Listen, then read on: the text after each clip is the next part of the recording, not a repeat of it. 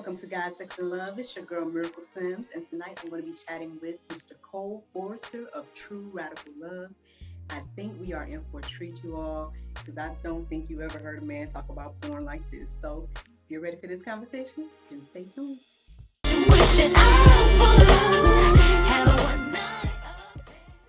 Hey y'all, I'm Nyla O'Neal with Anchor Phlebotomy Institute. We're located at 737 South Hill Street in Griffin, Georgia.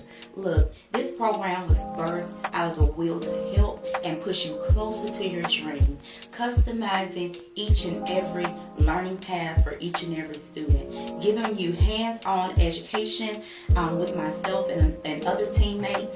We're here to help you and drive you to be the best version of yourself. Look, we're a 12-week program and it will be vigorous, but it will be worth the work. Put the work in, you will see it in the end. We are dedicated to seeing you not only finish our program, but to get certified. We are an accredited school through the National Phlebotomy Solutions, and we are so ready to meet each and every one of you. Contact us today.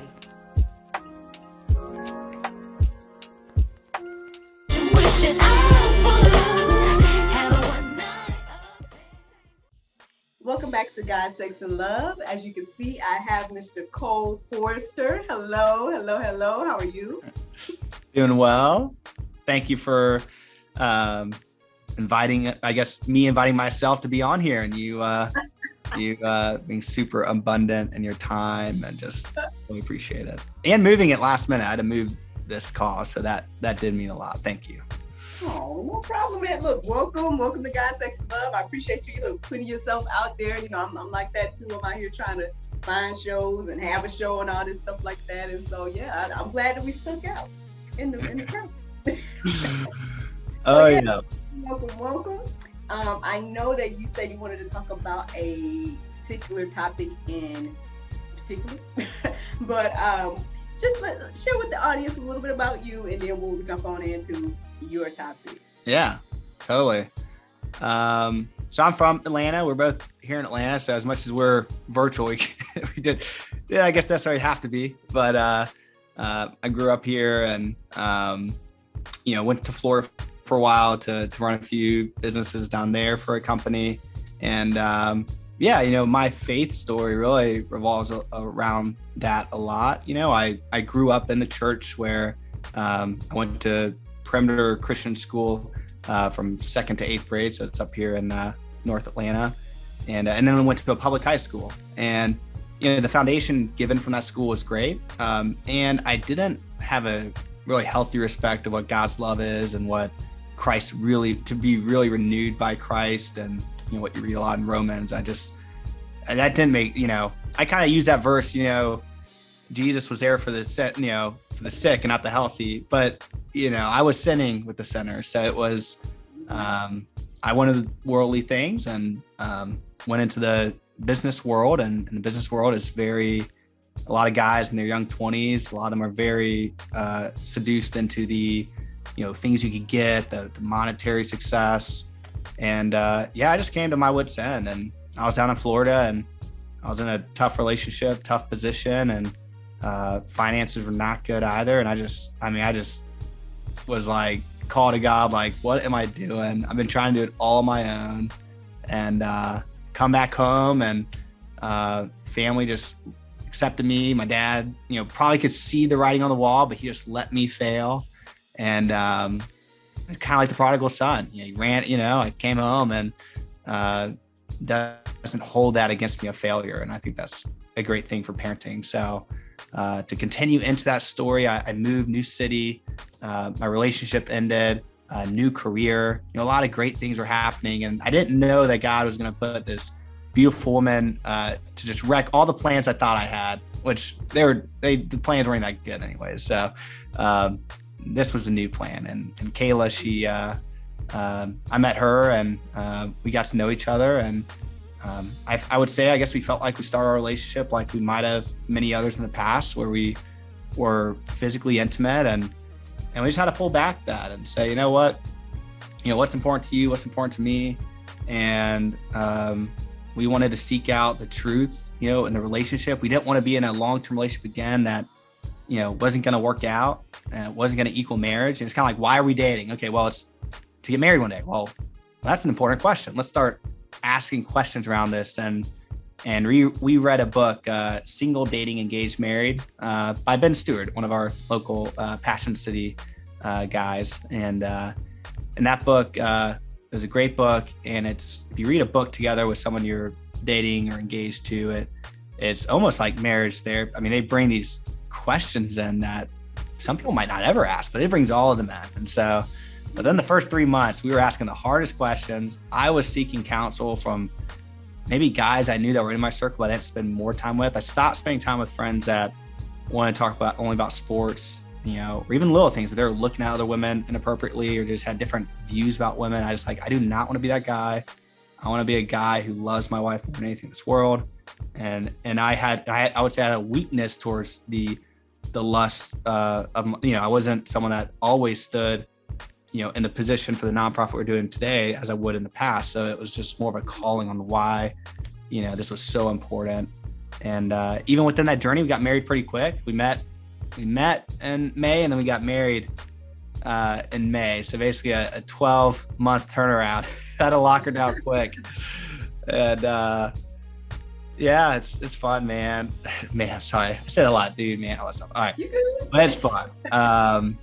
And it doesn't make marriage easy, and I don't think marriage is ever easy, but that's what makes it great. I like difficult things, and she's just so amazing. So it's just been a fun story there. And for both of us, this topic, so a lot of what I talked about men about, my full careers and finances. So we talk about income and helping clients there, especially a lot of business owners.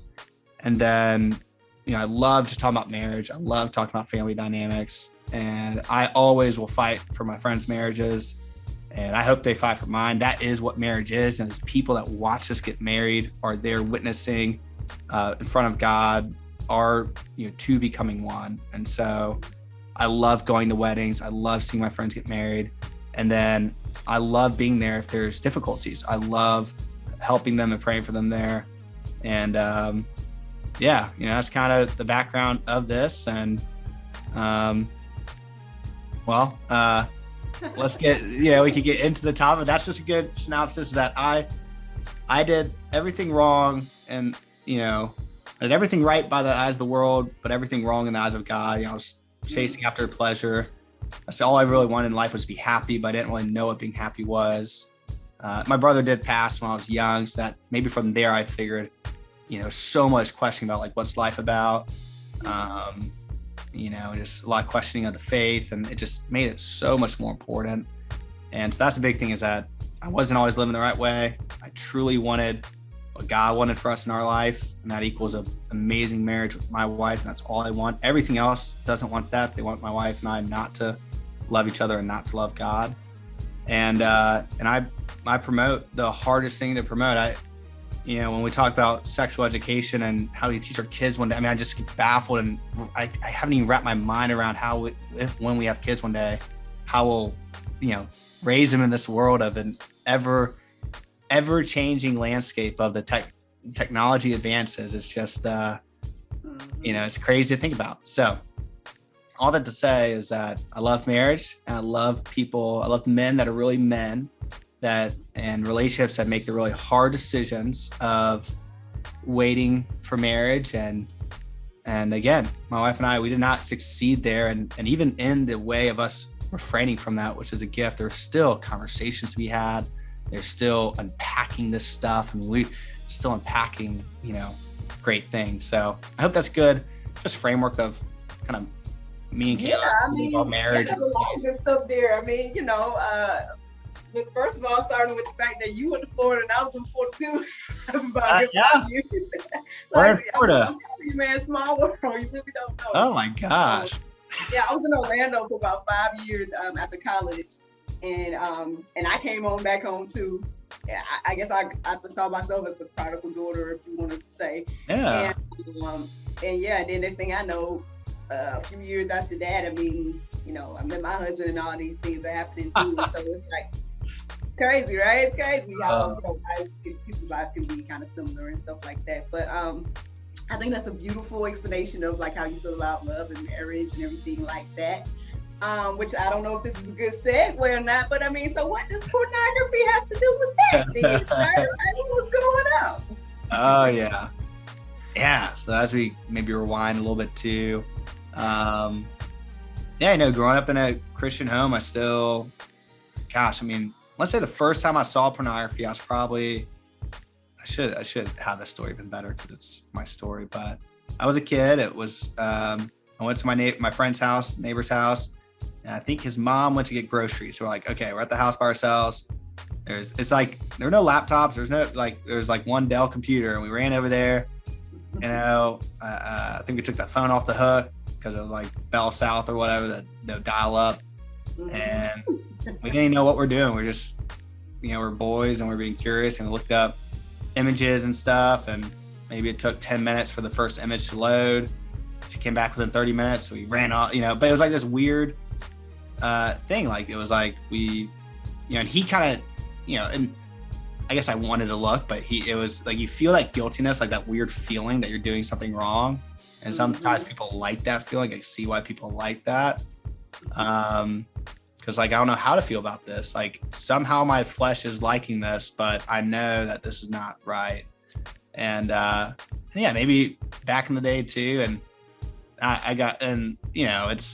we had MTV and late night, like Girls Gone Wild would come on, those commercials. And all these little things kind of instill this curiosity in boys, and sometimes a bad way. But fast forward, when we have high-speed internet really changed everything. And that was something that our generation lived through. So that's why sometimes it's difficult for education systems, churches, to really understand how to teach their people about pornography, because they don't understand what kids understand. And you can imagine a child nowadays, their first exposure is to high definition, graphic, endless sea of pornography. The trajectory of what they're going to experience is going to be even worse than what I experienced. So, I was watching pornography at my house. It's, not free yet. Not free yet. I'm in the authority of my home, so I got to hide and use it here or there. And that's not a good thing to psychologically build, is to quickly look at something bad and whatever. Then when we get to college, I have more freedom now. And not only that, I started in sales at a really young age, and in sales, you can make a lot of income, and I made a lot of income. And I think what happens a lot of times, where someone's money is, so is their heart, and their heart is also. But the flip side can be said where, where someone's heart is, their money will go to. So a child doesn't have really income, but if they are addicted to pornography, as you start making income, that's where you see these issues progress. Then I was going to strip clubs, and then I was partaking in everything that I could, and I felt like that was right. I justified it all, still holding on to my Christian beliefs. I still justified somehow of why. It was such a double life I lived, and no one would probably even say that I'd be a follower of Christ, because I wasn't really following Christ. And yeah, so that's kind of, the cause early on is in my story. And it came to where it was so easy to, obviously I kind of knew it was bad. As much as I justified it, I knew it was bad. So my inner being is screaming out, give me a reason. I don't want the reason because I want to do this sin, but give me a reason, please. And I remember one day I was, I was scrolling on Facebook, and my friend shared an article, and the article was how pornography links to sex trafficking. And I can't even remember the details of the article, but after reading that, I go, oh my gosh, what have I been doing? And now I know. So now I know. And emotionally, I still had to feel it more and maybe the emotional part came later, but the logical part made it kind of easy, saying, I'm done with this. And even logically go in the direction, like, I'm never watching porn again. There's still a band-aid. There's still deeper things on why I'm watching porn. What can I replace porn with? So the story keeps kind of going to where I realize we need to logically understand it and emotionally understand it. And in our context here, spiritually understand, what's best for us. And so that's really what we think about a lot, is how to intellectually know. I can put facts out there, but even in this world we live in nowadays, facts are very, nothing's objective now. Everything is subjected to an agenda. People could find statistics on why pornography is good for their health. But you can't deny one's own experience. We have a guest on our show tomorrow, and this is probably gonna be recorded and posted later. So sorry, everyone that is listening to this and wishing they could be on this call tomorrow. But we have a guest tomorrow, Joshua Broome, who was in pornography for 4 years. He was one of the most monetarily successful male porn performers of all time, and he left the industry. Amazing video, by the way. You should definitely watch it. And left the industry, found Christ, met his wife, has 3 boys now. So a stat could say porn's not bad or whatever, but this guy's like, well, I literally was in pornography and I saw the worst things done to women. So you can't tell me a fact, something that I've literally witnessed, So there's that combination. I think sometimes the experience and the testimonies are way more powerful than even the stats and the facts. I'll pause there. I just dumped a lot out. So as I could go through it, just stop. No. I was just going to say, like, first of all, Cole, man, thank you so much for the transparency, because, I mean, this isn't a topic. Okay, so many things. Okay. So I want to tackle this subject a little bit more when it comes to having like a panel discussion and things like that. So GSL, we haven't done that yet. However, on the flip side, I have talked to a human trafficking survivor, and she shared some of the realities of porn as well. And so it's just very interesting, again, how things just, work out. Because the fact that you're already talking about that, and it's just pretty much confirming what people have already seen on GSL with hearing her testimony. And I'm telling you, guys, like, I'm not getting emotional. I ain't gonna cry though. I might. No, but so yeah, I mean, it's just amazing to see how God works and everything like that. So what I'm saying, 1, thank you so much for the transparency. 2, I feel like it means so much for you to even be speaking out as a man about this, because a lot of, especially our generation, I don't know exactly how old you are, whatever the case is, but at least now, and the people that grew up with me and stuff like that, you really feel as if people don't even, well, 1, it's like they don't get it, right? 2, they don't care. They're like, they don't think there's no big deal or whatever the case is. But for me, and don't get me wrong, I was exposed to, pornography at a younger age and stuff. I shared my whole testimony and whatnot, so people can listen to the podcast for all that. It's on there though. I listen to it, yeah. I won't hash it or whatever. We can talk about it one day, but basically, I was exposed to, pornography and pornographic images, things like that, at a younger age as well. And those are things you grow up with, right? And so, experience what I experienced, as well as being exposed to those things. You're growing up with different thoughts. You're growing up with different, things you're battling, because these are spiritual things.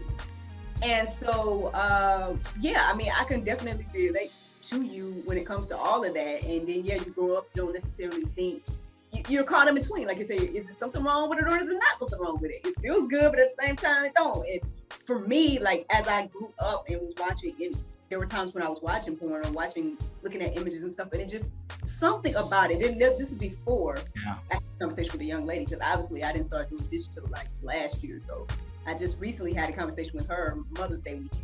So prior to that, right, prior to me even finding out about her and everything like that, there was something that just didn't feel right. You know what I mean? Like, you would look at the people and you just really wouldn't, you're like, this person ain't really enjoying that. Or you look in that person's eyes and it's like, she ain't even really into it. You know what I mean? And so for me, after a while, like, yeah, it would turn me on, but at the same time, it would be like, nah, something ain't right about it. I'm not really turned on. Like, I'm not finding what I'm looking for. That's a whole other conversation. But, and I think, part of that is that passion or that love or that what you, at least me, I can't speak for everybody, but what I experienced in a real sex life is kind of maybe what I was looking for in porn, and not really finding that, you know what I mean? Because there's that disconnect. Half the time the people don't know each other or whatever, you know what I mean?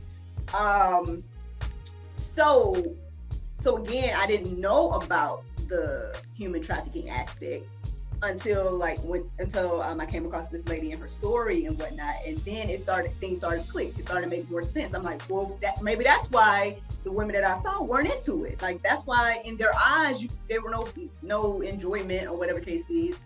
And so I think by sharing those stories, and I hope that more people in the industry get out and share and be honest with people about what's going on, because I think, like you say, it's kind of hard to look at those things now, or at least think about them the same way when you hear about the realities of it. So, I mean, I'm with you. I'm totally with you on all of that. And like I said, I commend you. I commend you for, what you're doing and speaking out, and again, being a man and being so transparent about it. So what's going on with the organization then? So tell us, what's the name of the organization, and then like, what are you all doing? So our organization is True Radical Love, and I don't know why I loved the name at first, but all I gotta say is, as we keep doing it, I keep loving it more. You start like recognizing, like, I'll hear those words a lot: true love, radical love, radical, and by the way, that word could also be used very wrongly too. So that's why I love that the emphasis of what we do is in love. And when you have a belief in something, so if you're gonna be great at anything, you have to be able to die on a certain hill. Like, this is a hill I'm standing on, and you have that confidence. There's an area of my financial plan that I know if we do this, the clients will be well taken care of. And I don't care what someone wrote in a book or a seminar. I mean, they have their perception; it could be really good, but there is truth, and there is truth out there. And I would totally entertain if someone has objectively gone through the same type of. I'm just scratching the surface of this 2 years ago. There are people I've met, mentors. I've been in the industry in this anti-porn movement for 10 plus years or so. I mean, seek for wisdom, and it's there, and it's such an abundant. I'm not even talking about organization still. Let me talk about every other organization first, please. So, let me reference a few. Maybe the parents of them all is called NACOSI, the National Center of Sexual Exploitation. They're not the most. There's one that's actually probably bigger in funding, but NACOSI is an amazing organization. And if you want a deep wisdom of this industry, they have something called a Coalition to End Sexual Exploitation. And it goes from things all the way from pornography to prostitution. And it was virtual last year. It used to be in person. We had 15,000 people in attendance to this meeting. I was like, wow, this is big. There's a lot of people here. There was like 100 nonprofits. And for someone that's about to start a nonprofit and going to this event, you might feel the feeling that some people feel. Oh my gosh, it's already there. They already have it all. But no, I felt like even though there's 100 nonprofits in the space, we need as many as we can. And even the big people in it, companies like nonprofits like Fight the New Drug, which I'll totally reference. I reached out to them saying, hey, you know what? You guys have amazing articles, studies. Could I share your stuff? And they're like, of course. Like, I assume you're gonna give us credit back, and of course you can. And so, what an abundant space, because we're tackling an industry that's tens of billions of dollars a year, and the greatest budget one of these nonprofits have is $2 million a year. So I believe that our dollar donated goes further, but we're still attacking something so gigantic that's big. And by the way, we're not really. Our specific one is not doing what Layla Mickelwatt at Exodus Cry. She is attacking Pornhub legislatively. She's crushing it, and there's a lot of nonprofits doing that too. So that's not our space, but we love what they're doing. Mm-hmm. Fight the New Drug. They have so much good content that really helps my journey. It's a non-religious organization. So again, ours is not technically religious. I will say that the people that myself, my wife, and so far all the volunteers that helped out were all of Christian faith, and those are our foundations. So we are kind of seeing that direction of that being a value of ours. So Fight the New Drug is amazing. When I started, go into the informational journey. When I saw that one article made an impact, I said, well, what would more education here make an impact in? And I don't want education to justify porn. I do want education to not watch porn. You know why? I don't want to watch porn anymore. I'm like, unless you want to always watch porn, then do the research to always watch porn for the rest of your life. But I knew I didn't want that. And by the way, I do want to preface, because we will get more detailed. We're kind of a little overview, but this conversation, for those listening, there could be trigger warnings. I will talk explicitly in some degree about some things that people need to sit in and think about. Men need to think about as they think about what they're doing. Like you saying I was looking at expressions, that's something that the female brain does way more than the male brain. They're not, which is why women have a different feeling about pornography than men do. There's a lot of other reasons. Mm-hmm. I share all that to say that we stand on the hill that there is no, out of all the research I've done, there's no good pornography. Pornography is not good. And I love everyone though, even the one that's trying to tell me that, sickest thing like child pornography or whatever is okay.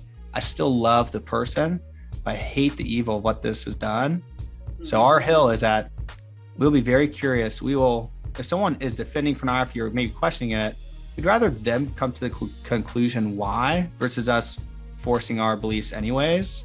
Mm-hmm. However, as an organization, the people that are with us, we don't give an inch to pornography. We don't justify anything of what it's doing. Mm-hmm. And even if pornography was doing a lot of good stuff in this world, which it's not, even if it was, how many bad things have to exist in that industry for it to be cut out? And when I say industry, a lot of times, and sometimes people talk about very descriptive and explicit pornography, maybe like hardcore. When someone says hardcore pornography, the old times, people think like you gotta go to this dark web, you gotta get this like link from some random person. No, we're talking about mainstream Pornhub.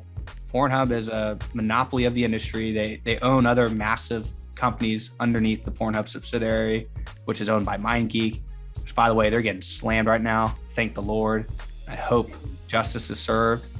I also love our enemies. I love the person, and I hope there's repentance. I don't hope that the person burns. I hope there's repentance and a realization of the harm that's been done, but it'd be very hard for them to see that.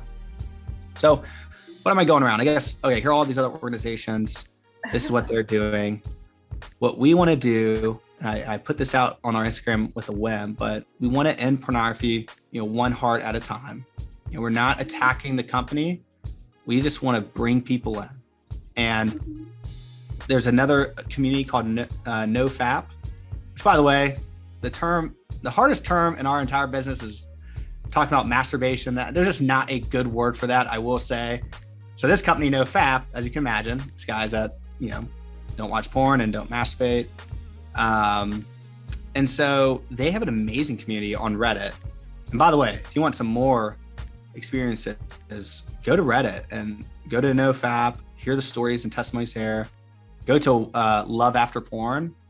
One thing that was a gift to me when I started doing research for our nonprofit was hearing the women's perspective on a anonymous forum like Reddit. I mean, women are posting the way that their boyfriends or spouses or whatever porn consumption makes them feel.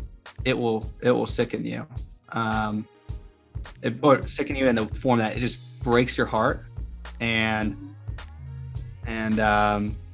yeah, so there's some stories even there, but we have a community. We have a Facebook community where people can ask whatever questions. And we get together once a month via Zoom. And again, our job, we're not the sage on the stage. I think people are a little tired of that. We can get information everywhere, but we're just the guide on the side. And we believe in collective wisdom, that the room has the answers. People inside, when they really sit inside of what they want and who they are, they don't want pornography. They don't want what is going to equal one day. I had to think about it, and here's where descriptiveness comes in. Like, here I am watching teen pornography. There's incestual related themes, and I'm watching this. I am releasing pleasure to this. I'm connecting to something that's not good, and I'm not changing this habit. So will this always be with me? Am I going to be the 50-year-old guy, and is this problem going to stay the same, or is it going to progress? So I had to really hate what it would do to me and really think about that. If guys really think about that, what is the cost of pornography? It's everything. I mean, what pornography really wants you to do is take everything away from you. And John 10:10, the enemy comes to, the thief comes. I'm reading my Bible this year. I'm loving it. I don't write it down and study it word for word, which I should, but it's the thief comes to steal, kill, and destroy. And that's all that pornography does not want to strengthen your marriage. Pornography does not want you to connect with your kids more. Pornography, if you think about it, is a tech company, and the tech company wants you on your phone more and more and more. And if you watch the show Social Dilemma, it talks about Facebook, just change that word to Pornhub, and it's even scarier. And that's what it is. And so sometimes I gotta just have guys sit with it for a second. Sometimes, oh, Cole, my wife caught me, so I can't do it anymore. We gotta figure this out. Great, it's great that that's what brought the conversation, but you gotta want it. Why do you not want this? Like, sell yourself on not wanting it, and I guarantee your life will be better. And obviously the main mission is following Christ and the truth for our life. But I like having this conversation because regardless of someone's belief, we can typically talk about good and evil. It's very hard to believe, very atheistic when we talk about the fact that porn exists and what is on there. We see it. So really long segue. True Radical Love. We want to be a platform for all the other great nonprofits. We want to support them. We want to bring people to them. And all we want to do is get guys and girls eventually together. And this call this week is going to be co-ed, but we're mainly focused on the guy portion right now. And we're growing a guys community of men that have their brothers that they can talk to whenever they need it. It's virtual. They can live anywhere. And then we're building a volunteer base. I can't do everything here. Thank God. So we recruit people that feel just as strong as us. We'll send messages on Instagram, and we'll see people that follow all the people we follow. And I just ask them, why is this movement so important to you? And to hear the personal testimonies from an actual person on the other end of the phone, it means a lot. And I kind of go with the approach of, hey, we're looking for volunteers. Anybody that'd like to help? I'm like, I might be interested. And I say, well, you know what? I have no idea what your God-given gifts are, what you want. What would you want to do? If you want to do that, you probably need help there. Like, I'm not trying to put people into different places. I want them to self-select in a way. So yeah, if I could do a quick promo, we're looking for content creators. It's probably the biggest thing. If you're on social media, I need a lot of people. My skills on Canva aren't going to keep up with the content we want out there. And it's probably the biggest area. So yeah, we're a nonprofit for the people. Most of our volunteers are believers. We believe in pure love, pure, true sexual intimacy. And we want to continue to sell that. We don't want to abide to giving in to trying to relate with the young generation. We need to resell the kids on why it's such a gift to give this to your spouse one day, and why everything else that we think is important, or the justifications, there's all lies. I mean, how do you even know that you're bad in bed if you don't even know what that means? And I mean, there's a lot of power to that. And I think the church and other generations maybe sold the kids the wrong way. They say don't have sex because you could get a disease or babies. And we honestly need to sell why sex is so great, but in the confines of how God made it. God talks a lot about sex in the Bible, and it's important. So I'll pause there. I've shared a lot just right there. So I mean, hey, look, like my sister would say, you talking real good, Cole. For real though, I mean, all of that. Well, first I would say that it sounds like what you all are doing is great. So definitely don't sell yourself short. Don't think that, there's a lot of groups and whatnot. I mean, I'm sure there's a lot of other places that are being open and honest about God and sex, but at the end of the day, I feel like I'm bringing something special to the conversation and whatnot. So I believe that you all are doing so as well. I commend you guys again. Maybe if there's some way I can help in whatever the case is. I mean, I hope that again, look, now we on recording saying that, from here on, I definitely want to, stay in touch and everything like that and stuff like that. So I'll see what I can do to assist and make, because I might be able to do a little content create, Oh yeah. We'll see. I don't know what you need. It takes, it's, we'll see. If we have 100 volunteers and, and that's, if I think of how I can make the most impact, it can't be me doing everything. So if I can engage people and they want that, I see that. I wanted that. I wanted to be a part of this nonprofit, but so we literally made it where people could be a part of it and they can give their gifts. And again, we're not necessarily religious. So even if someone's not a believer and they want to help this cause, we do believe in traditional Judeo-Christian values of what intimacy and marriage is supposed to be. So we will stand by that. I had this guy message me. He's like, "Hey, I think your messaging is throwing off your mission." I'm like, "Oh, really?" I'm like, "Hold on, tell me about my mission again." Right, wow. But like people want to coach from the sideline. Like, what are you doing? Like, are you doing anything? Yeah, I know. I with love, I said, "Hey, we're for a lot of people, and we're not for a lot of people. So, we're just probably not the nonprofit for you." And he was like, "All right."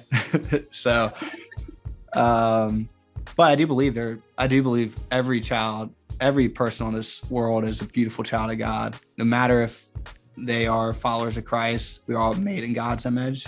That's why good things can come from anyone, because we're all made in that image. And so I love having conversations with people, very open and letting them just talk about it. Because just talking about it, I would rather hear their framework and why they think what they think than caring about them thinking about what I think.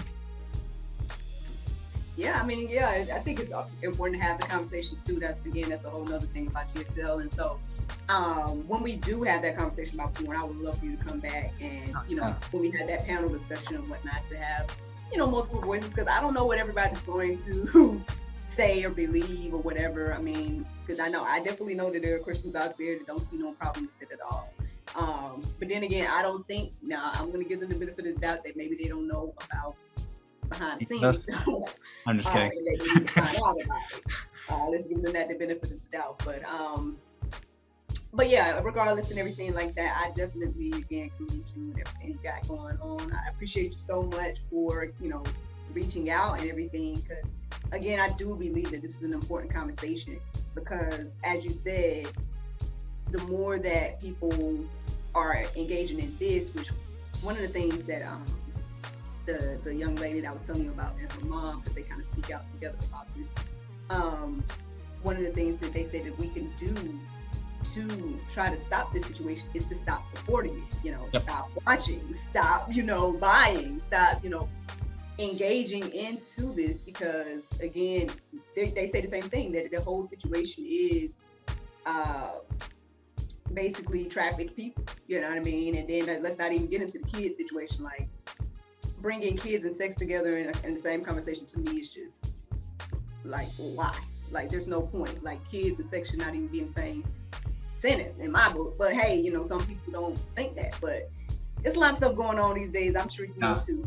But if you ever need help, I have friends too that we all pick our area that we're experts in. I have a friend, Emily Gaudreau at How to Raise a Maverick, and she mainly talks about how to talk to kids about these topics and how to respond. I have a friend, Crystal McGill, who she spent 16 years in this space of she did a lot on the trafficking hotline, and then she did a lot of therapy. She's a therapist for children that have been abused. I have my friend Daryl Mead, he's done so much research onto pornography scientifically. But what you find out is in this landscape, it's ever so deep to really think about what this does and what it's going to do to society. And we're not even talking, we could talk. By the way, when you were just talking, I felt like we're like wrapping up. I'm like, oh my gosh, we're wrapping up. Like, Miracle, we barely, this is like half of an intro. I'm just kidding. Like, I don't know what time it is and everything. So I don't want to. Let me think. Do I have any? I can go a little bit, just so you know. Don't. Okay. Let's do this. Of all the topics of pornography, where it impacts, entertain me in an area that you feel like maybe your audience wants to know the most. And there could be a lot. I could give out a few. It could be pornography itself. It could be the pornography industry. It could be the sex trafficking. It could be sex trafficking international, or the one that a lot of people don't realize is inter-family grooming and exploitation and trafficking. We have other ways to capture, we have child pornography, where now there's self-upload child pornography through platforms like OnlyFans. There's topics like younger perpetrators than ever before. Not only are children that are being raped, but they're being raped by other children, which are seeing porn. So what, of all these topics that we want to dive deep and that your audience will be like, no way, this is crazy. What do you think would hit home most? Well, honestly, one, I feel like we need to have conversations about all those. That's why I know that we can't do it now, because it's going to be it's beyond at this point. But I will say, one thing that I think maybe touch on it or whatever, is this whole idea of pornography being this thing that is an assistance in marriage, or this thing that, couples are feeling as if, oh, well, we need to watch this to learn, or whatever the case is. What would you say to people with that mindset? Do you have that? I don't know. It's a great topic. I'm in a group, and I'll reference a group. I won't reference any of the stories. It's called the Front Row Dads, and it's the title is, we're not businessmen with families, we're family men with businesses. So there's a lot of entrepreneurs. However, we have a lot of doctors, physicians, we have people that have jobs. So it's a great group. It's not religious, it's open. But we are on that topic of marriage, and we just had to talk about sex and intimacy. And there's really bad advice out there, I will say. And they have the credentials. So as much as you believe in credentials and facts, like we talked about earlier, you got to really think about the experience. And it is really hard to have that conversation without a Christian worldview. I will say that is a very hard thing. So I sometimes, if the marriage is not defined by Christ, then why not? And that's what I see, and there's someone I know that they're going through a situation where the wife wants to see other people, and their therapist is someone that's for that, or it's and they're consulting on how to make it work versus does it even, before even asking, is this even true? How can we even say what's true? And we live in a world where how I feel is what's true. And as an example, this is a big issue, is that how we approach arousal, how we approach how our body responds to things. It's not what sometimes people say is it defines you, or you're just experimenting. You'll hear that a lot, people that want to experiment with pornography. Well, just you said, you could watch, how could people get off to something like this? It's because sometimes it's an auto nervous system reaction to it. Meaning, Emily Gaudreau, she'll teach her child, she'll tickle her nose, and if her child's eyes water, she goes, "Are you crying? Are you sad?" And it's no, but why are you tearing? And it's because your body will do things. And by the way, this is really important, because if a child is sexually abused, a lot of times they are, imagine this trauma that could be had, but, especially for men, if men have to be physically aroused to be abused, maybe, no, that's not true. They could be without it, but most of the time that's what happens. So in court, they'll say, well, they wanted it, or they accepted it. It's consensual. But the issue is that it's not that way. So we gotta be careful on what we bring into this space, and we gotta not judge ourselves either with how our body reacts to things. And that does equal a lot of the conversations about homosexuality and a lot of those topics are really tough to talk about nowadays. And a lot of times women watch porn, and a lot of times boys watch it and they want to watch it, and women know boys are watching it and maybe they want to watch it. And sometimes they get into it. There is a high percentage of women that do watch violent pornography towards women. But sometimes they watch that pornography and they go, oh my God, this is what this is? Imagine, this is what sex is? No, it's not, but that's what they think. And they go, well, I don't want any of that. And then some girls watch lesbian pornography, and the history of watching that over and over again, it chemically is changing what you think. And a lot of these issues we have, we're creating them ourselves. Guys say we're more sexually active. Well, no, I looked at porn and masturbate every day for 10 years. Maybe that's not natural. Maybe that was that's probably more not natural than natural. Let's just say that. So there's this thing of, guys, we need to learn how to like at least be patient and wait. There's gonna be times, and this is important, going back to the topic of marriage. Men and women are different, but men have made themselves so much more different sexually that it's not the issue of nature, it's the issue of our sin. And there'll be times I know that my wife and I will have to go periods of time without having sex. And so a lot of people might say, all right, sorry, I'm kind of going all over the place, but let's say some guy says, I have a porn issue or a masturbation issue, but when I get married, that's going to go away. Oh, and a lot of guys think that. Okay, why? Why is that going to go away? Well, I'm married. Okay, what does that mean? Well, I can have sex with my wife. Okay. How often are you looking at porn? How often do you think you're going to have sex? Like, it's not, you watch porn every night. Trust me, your marriage is not going to be every night you're having sex. And if you expect that, when you say, I'm not going to do it, but then you say, well, I'm not getting it, so now I justify, I got to do me, So you got to really peel back that, I guess, the landmines ahead of you. Those are landmines that will really hurt down the road. And so we're preparing for marriage. We're preparing for how we're supposed to be, especially if we've, messed up there. So all that to be said, bringing pornography in the marriage bed, it's, I'd say go with your gut reaction. Someone has to tell you on why it can be good. It's probably not good. And maybe some people, maybe if you have had issues with pornography for a long time, it's bad. Just imagine so many different scenarios. Imagine the husband saying, okay, well, let's watch this. So now the husband's bringing up a video they want to watch. Let's put it this way. A lot of times people watch what they don't have. And pornography sells through taboo, and whatever is more grotesque or far from reality is what sells. And that's why porn will not exist without the bad. Even if they get rid of all the bad pornography out there, it will die, because it's part of a market economy where supply follows the demand. Whatever the demand is, they have to supply.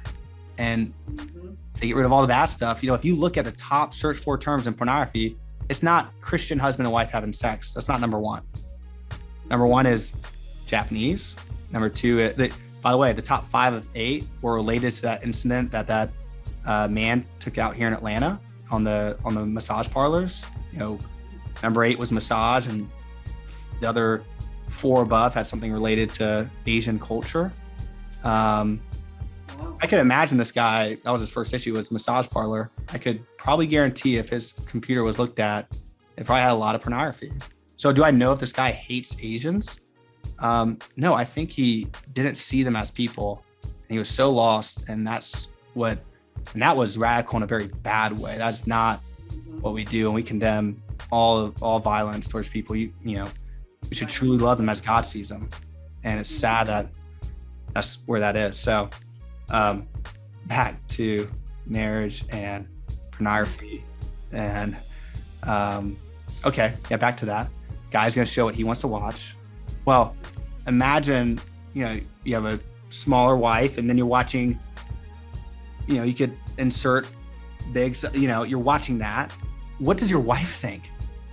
Your wife's not thinking, oh, this is cool to watch together. Oh, even if you're saying, hey, this will spice up, I need this. You're saying, I need this and not my wife. And then she's saying, well, what do you need? And then she sees what you're watching. I was sharing our nonprofit to someone, and she said, that's so crazy. I have an amazing friend, Christian husband and wife. They have, I think 8 kids. They have that was a lot of kids. And she said, when I saw her last, she looked different. And it looked but she probably did have her physiology, was just how she felt was different. But she actually looked different. And her friend was so curious. It was her best friend, and finally got down to it. And she says, yeah, my husband's having this porn issue. He's been having this very bad pornography issue. And so the difference was her skin was darker. And she said he was watching pornography of darker skinned women. So it's that breaks my heart that woman was literally like, I'm going to change my body. I'm going to be tanner so that you can love me. That's the cry of the heart versus saying, man, wake the heck up. Your wife is dying on it. This is not a little issue. And this is a big issue, and you're crushing the beauty that God made her to be, and you as a husband to lift her up in Christ. And that's it. I mean, I don't know if you're gonna find perfect. You know, I'd always ask, why do I want to watch this? Why does she want to watch this? Why are we bringing this into the bedroom? You know, we were talking about in that group how to spice up sex life. Well, and this is another hard topic, by the way. But do you think there is sinful sex in marriage? Do I? Ooh. Well, I think my first reaction would be, you know, what the two decide and communicate that they are going to do. Now, I mean, beyond adding other people and all that, not talking about that part, but I'm saying like, hey, do we want to do it this way or that way? Do we both can, you know, agree or whatever the case is? That's at least my little point of view. I think that's. Yeah. What you think, Cole? What you got going? No, I don't want to give trap questions, because I would have said, you know, what I think the generation believed, and at least a good church, was I gotta wait till marriage. So sex is not good, but when I get married, sex is good. There's not wholesome sex in marriage. You know, if you're thinking of how to spice up the bedroom, it's not, and how can God make this love so much stronger and this intimacy so much more, then what is it coming from? If you're bringing your sex life in from the world, that's not good, and you're bringing that into your Christian marriage. So, you know, in this call, which again was not a faith-based call, but some guys are talking about certain things. I say, look, that's fine if you want to talk about that, but respond with the answer. If she asks, why do you want this? What would you say? You say, hey, I want you to do this in the bedroom. And she says, why? Was it because that's something you did with someone else a lot and you liked it? Is that because that's something you watched in pornography a lot and you like that? Are you trying to recreate your wife to become pornography? It's not a fan. We don't live in a fantasy world where we can indulge in our fantasies and then come into reality.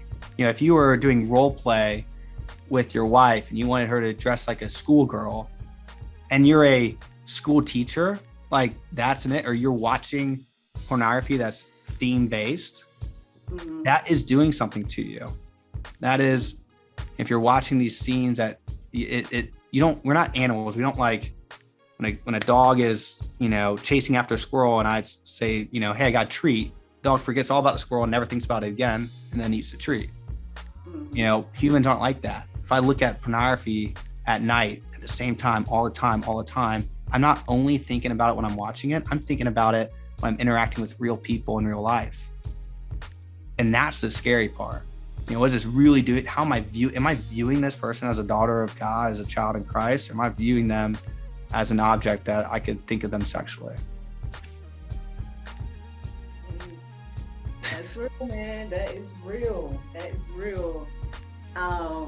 It's hard getting real. It's just hard getting real. Like, I say this to remind myself, by the way. I'm not, none of this about a condemnation of others. I'm just saying, dude, if your heart's wanting this, if you want a reason why, like, get yourself a million. I mean, you know why they're not, you know, and get real with it, and then get real with what love is, you know, like what that really looks like. I have this vision of what intimacy with my wife looks like, and it's amazing. And we're not there yet. We're 2 years in our marriage. Like, we're figuring stuff out.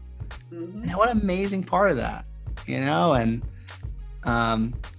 be careful going to the world for sexual advice. I mean, that's just, you know, we see what they want. And by the way, this has always been around. It's been around in Bible Times. We had this guy on I'll do a little plug here, on Tuesdays at 10:45 a.m. we have a clubhouse call, and it's Let's Talk About Porn. People from everywhere come on. We have people from Germany, from Australia. We had a guy from India. And this guy from India was on the call, and he goes, you know, gosh, even our Hindu temples here in India, I don't know if you've ever seen this before, and I haven't. There's like detailed pornography like in the stone. Yeah. There was orgy, there was multiple partners, there was bestiality. They had bestiality, like you think like the porn's just gross now. No, these issues have been around for so long. And when you read Romans 1, when you read, you know, in Genesis, just the sexual crimes that were happening, it's always been there. And it's sick that evil way of humans exploring this area. Yeah, that's so true. I do believe that's why certain things were called out, and that's why certain things were like, hey, don't do this or whatever the case is, because it's funny because I was telling somebody earlier today, it's like you can see the effects of what anything goes. It's like we see that all around us every day. Like anything goes is getting us to this level where, like I said, I guess I do have a heart. You know, I'm a mom now. You know, I have a 2-year-old, and I do feel like I'm gonna have a conversation with him about sex as soon as he can understand, because you know, in schools they're trying to teach them things, and you know, and all this stuff, and cartoons and all this stuff, and it's like, yeah. You know, and again, I was exposed to things at a younger age as well, and so, you know, yeah, to get a leg up on what the world is trying to indoctrinate or teach or whatever the case is, you got to kind of, you know, have these open, honest conversations. I don't know how I'm going to do it, but I do in the back of my mind, I think about that. I'm like, you know, I'm probably gonna have to talk to him. Like, as soon as he understands, like, I'm probably gonna have to like have a conversation about expectations or whatever. I don't know. You know what I mean? So I might need to look into your homegirl or whatnot. Yeah, check out Emily. Yeah, she is. We called it The Talk. You know, it's a series of talks, and it's not even about sex, it's about relationships, how you treat women. It's how, I pray that my future son he loves God. And I guess everyone prays that their child follows God, but it's like, I want our kid to want God's authority, to want his truth in his life above all. And, you know, even in my youth, I think that maybe 40-Year-Old Virgin came out. It was like funny to make fun of virgins. Like I can envision guys holding on to virginity as a powerful thing, and women to be wanting a man. Like, men, you know, there are amazing women out there that want a man that doesn't watch porn. Like, I'll put it this way. Let's say the man has everything else. Let's say makes a ton of money. He's well liked. He has a great family, but he struggles with porn every night. You're not going to have a good marriage. Like, or you're sacrificing a big part of your heart. And I have friends that my heart breaks for them. And so this is something I share that I guess some people like to quote, but it's like, look, you know, guys can be very egotistical. Where do I match up to other guys? Well, maybe I'm not making as much money as he is. Maybe I'm not as successful as he is. Maybe I'm not as well connected, and maybe I'm not going on these trips like they are. But you know what? I can be one of those few guys that stands against pornography and stands for love. I can do that. No matter, you know, I can do that easier than I can make $1 million a year. Sure. Like, I can add that to why I love people, why I love myself. You also got to be careful with the ego and the pride, because I could grip you to fall back into it. You know, if you do go 3 months without it and you fall back in, you're still awake. Stay away from it. Keep going. It's a journey. And you audit everything, because if all you're doing is trying to stop watching porn, but now you're lusting after what we see on Instagram or what we see, it's literally everywhere now. And that's like a whole nother topic. It's not even just pornography, but how porn has influenced, you know, Netflix. And like, you know, we're watching this show that, okay, the actress is above 18 or whatever, she's 25, but it's like the thematic element of them making this person be a teenager in the show, like a 15-year-old, and the man being older, like showing child rape, but it's acting, you know, that person's older, it's not illegal, they could do that. But if I'm watching that and men across this world are watching this show and they're sexualizing that and wanting that, it's going to destroy the family. I'll put one thing, that incestual themed pornography, and it doesn't mean that's actual incest, it means with a homemade video. This is like the porn productions, they make like Dad and Stepdaughter, things like that. So there's a company that came out with one of those, and it had a ton of views, like exponentially more than any other type of theme they made. So the next year, that company only made incestual themed pornography, because it's a business and they want money. And they did once. This is very interesting. They didn't really change the videos, but they changed the title. Instead of it being Dad and Stepdaughter, they put Dad and Daughter. All they did was change the perception around what this video is. And that video got exponentially more views than the other ones. And that doesn't wake you up like what this does. And again, it's not our judgment. I've seen some videos like that. And it's like, if you think about what do they want me to do? Can I love my daughter and watch this pornography one day? Can I teach my son how to be a father if I'm not even protecting my kids? You know, if they're sexualizing a mother's relationship, it's a nurturing relationship of giving to a son, and they're sexualizing that will destroy families and that person. And when they destroys them, guess what? The only thing they'll have left is what they think is pornography. Well, we still have porn. So it's not, when people fall off the wagon, porn wants to keep them off. They want to keep them down. It's always sad. It is. It is. I mean, like I said, this is definitely deep. I'm with you on all of that. I mean, because honestly, you do see this stuff in, like, at least you see reports. I know I definitely have seen a report about some mom and her son talking about they together now, and you know, all kinds of little stuff like that going on. And it's like, yeah, where do you think this stuff comes from?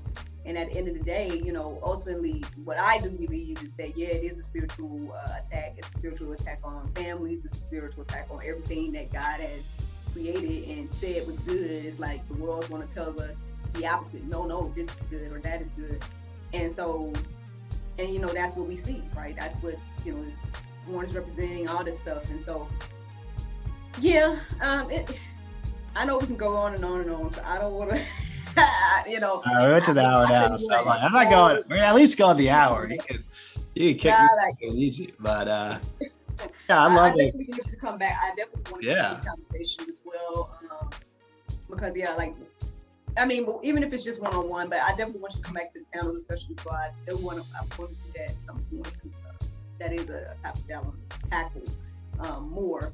And obviously, you know, you're a wealth of knowledge. You're a well of knowledge in regards to this and stuff as well. So, but hey, if there's anything today that you feel like you definitely want to leave with the people in this moment, like, yeah, I hit a lot of my greatest hits I like, but I don't know. Maybe if you're listening to this, maybe what did resonate the most? What maybe did make you think differently?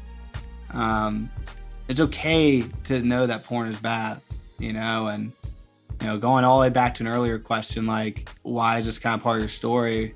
And again, the greatest gift I got from starting this, which I never even thought was going to happen. I already knew enough on the guy's side. When I understood the women's perception, when I listened to my wife, I'll say learned how to have non-manipulative conversations with people. You know, we live, especially like I'm growing up in sales. So in sales, you typically sometimes you want to get something, right? So you might ask a loaded question to get the response that you want to hear versus just asking the question. And honestly, when I just ask an open question, they tell me everything I want to hear. And so a few things to say with that, you know, my wife said that every guy she dated said every guy watches porn. So what the young generation, what women are growing up to believe, you know, they find out their boyfriend's watching porn or spouse watching porn. They talk to their friend, hey, I just found out, and they might be shameful of it. They finally ask, and then they go, oh yeah, you just found out. And it's like a normalization that's happened. And women are, it is not empowering women. That's the biggest lie, is that, especially with what's happening right now, Pornhub and some of these companies are getting nailed. I hope they get nailed hard through God's justice, because it's evil. But what's going to happen is we're going to start having these ethical porn companies coming out. There's already one that's porn for women. It's not for women. It's not. And those videos have, you know, I'm careful on the research I do. I do not go to any sites. I do what I can safely. That's what women are being told to believe. You see it, how clothing styles have changed on this road, where there's this level of beauty and there's this level of sexualization. And I'm just, you know, and I hope I have a daughter one day. And when I always thought I wanted boys, and I want boys again now because I want one of them to be a wrestler. And I don't know if my daughter will be a wrestler. Women's wrestling's getting up there though. But I didn't realize how much I wanted a daughter until I met my wife, and then I met the relationship she had with her dad. And when I asked, by the way, I love traditional things. Don't let traditional things be lame. You know, when you're gonna marry your girl, get the permission from the father. You know, take him out to dinner. That was one of the greatest dinners of my whole life. And I already knew I loved his daughter, but when I saw 25 years of working multiple jobs, busting his back for that girl, it just, you know, it made me have that love, and I want to have that love for my daughter one day. And I want her to love a man after Christ. It doesn't have to be a perfect man. But if he's having that dinner with me, I'll be guaranteed to ask him if he watches pornography, because, you know, he's got to fix that before, you know, or at least want to fix that. Cause I don't care. I can have that conversation. Hey, how are you going to provide financially? How are you going to provide emotionally? How's your faith? I can have all those conversations, but that guy is watching pornography every night. He's not going to take care of my daughter. And, it's just a worrisome, the normalization of it, the extreme of it and the change of it. A lot of the older people don't know what they don't know. And the young people are seeing the old people don't understand what they're seeing. And, there's, by the way, like, we're not even talking about virtual reality yet. We're not even talking about, it's going to be a world where people are so connected. We had a guy on our Clubhouse that was talking about sex robots, and we're going into these very philosophical things like, could people act out their bad sex acts on a robot? Is that good? No, it's not good, or whatever. So a lot of people have these very difficult situations, but they're fun to talk about. I like entertaining them. Imagine what the world of the growth in technology we have and how sin is going to, use that to influence others. So I think we'll have, because of the massive direction that evil is, the polarity of it, there will be a yearning for people that want truth. Because again, you can't deny someone's own experience. And so really excited, every heart we change, every person that, this one guy was on one call and didn't hear from him again. And my other friend told me, hey, dude, what's his name? Ever since that call, he's been 4 months without watching any pornography. I'm like, dang. Like, and I was like, I thought maybe he left and didn't like it. Like, I never saw him again. It's like, we're just making change. And that one heart change, like, they have a dying to tell other people about. That's what I died to tell people about it. And men are dying to talk about it. And women are dying for men that don't accept that. And I hope to see a generation of young men and women that want to love their spouse. They don't want what this world wants. They want something so supernatural, so different. And the only thing that can be given is through God's love there. So, that's the thing to take away is just do this all out of love, really, take time and really think about these things, do the research, and question yourself. We don't have to be always so right. And I'm still researching and learning a lot. And we'd love for you to, anyone wants to join our cause. We're gonna have it like a membership, but I just felt, well, the content's great. When I say it's free, it doesn't mean it's not good. It's like, it's great. But come and join. And if you want to give financially, we love it. It helps. It goes towards us reaching more people. It goes towards merchandise. Our merchandise are things like, it's not TRL. It's the message. This one I need to lower the porn a little bit. My friend was like, dude, I think you need to adjust it. So I'm gonna make a new hat, but we have one that says fun porn, and we like the message is what matters, not our logo. We don't care. Our logo's cool, but might change one day. I don't know. Just be proud about it, in a good way, and love people. And if you ever need help, I'm here.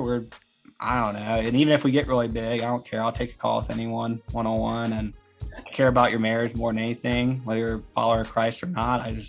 I love the sanctity of marriage. And again, thank you for having us here. We'll continue to talk, and any of the people I know that you want to meet, love to introduce you to. And this has been truly a gift. Thank you, Miracle.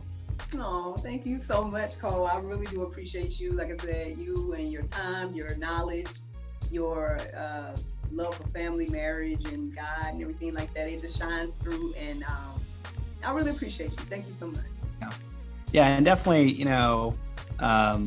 if you're listening, whoever's listening, again, put whatever has resonated with you. It's good feedback for me on what's important, and what really stuck well.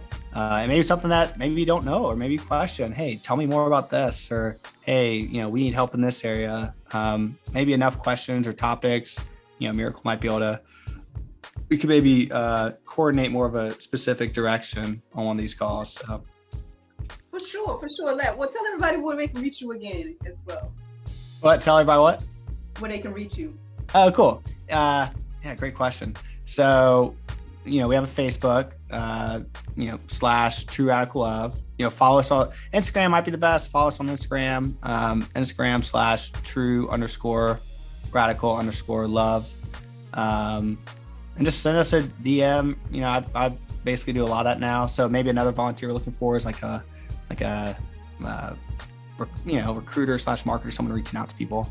But if you send me a message, it goes to my phone. I'll see it. And, if you ever want to hop on a call, if you ever want to talk to my wife, if I'm doing one-on-one calls, mainly it's with men. Actually, it's always men. That's something that we do respect. We're just here to serve and love, and so you follow that. If you want if you message me, I'll give you my cell phone number. So I don't really, that's an easy way to reach me. Just go to Instagram, let me know if you want to hop on a Zoom, and if you want to join us on a call, we have ours June 5th, which you probably won't be able to make it if you're listening to this now, but find out when our next call is, and I'd love to have you on it. You're awesome, Cole. Thank you so much. Well, thank you. And I'm excited for us to get to know each other more, and for me to get to know what you're doing and ways I can help and serve. And we look forward to that. And just so people know, if you have a podcast, I'm just surfing around on podcasts. So if you need a guest or need someone to ramble, let me know.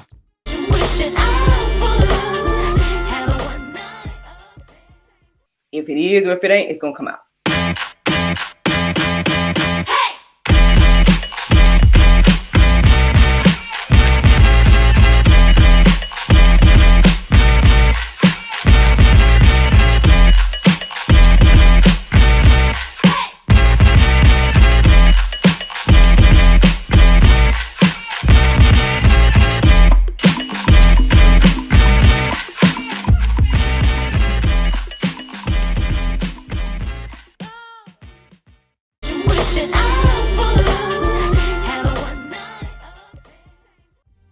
Thank you so much for watching God, Sex, and Love, and thank you to Cole Forrester of True Radical Love. I truly enjoyed this conversation tonight, and I hope that you all enjoyed it too.